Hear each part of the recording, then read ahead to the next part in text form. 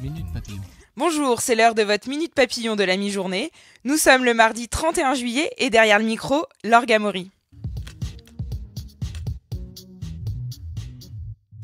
Affaire Benalla. Christophe Castaner, le délégué général de La République En Marche, s'est expliqué ce matin devant la commission d'enquête du Sénat. Résultat, Vincent Kras, l'ex-agent de sécurité de LREM, a menti.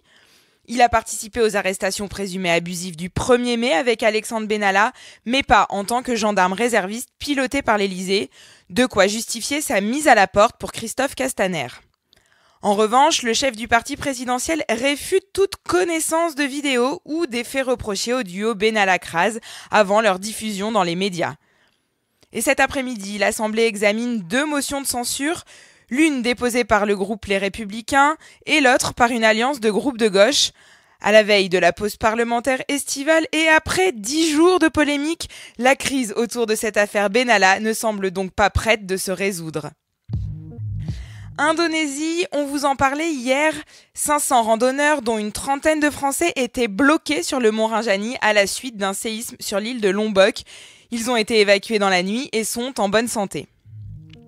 Clap de fin pour Autolib à Paris et en banlieue.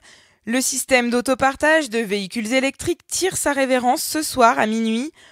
En cause, un système endetté et déficitaire qui n'a jamais trouvé son modèle économique. L'exploitant, le groupe Bolloré, initialement en contrat avec le syndicat Autolib Vélib Métropole jusqu'en 2023, demande quant à lui 250 millions d'euros de dédommagement. La vitesse réduite à 80 km/h sur les routes secondaires fait des heureux et ce sont les radars. D'après une information d'Europe 1, le nombre de véhicules flashés en juillet cette année a été multiplié par 2 par rapport à l'an passé.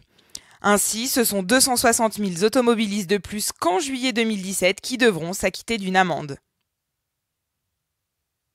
Minute Papillon revient ce soir à 18h20 sur 20minutes.fr et vos plateformes de téléchargement. En attendant, bon appétit!